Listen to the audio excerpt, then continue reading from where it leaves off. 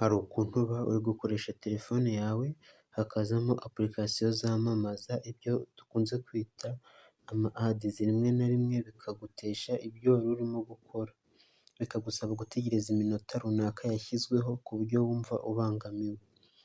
Rero bikaba binteye gukora iyi videwo y'uburyo wahagarika ziriya apurikasiyo zamamaza.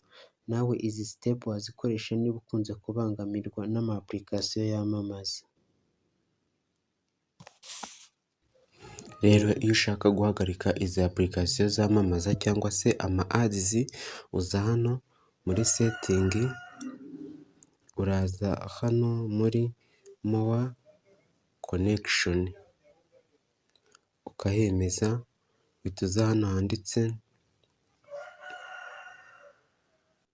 purayiveti DNS.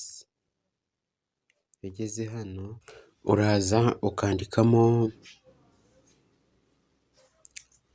DNS akadomo adi godi akadomo komu.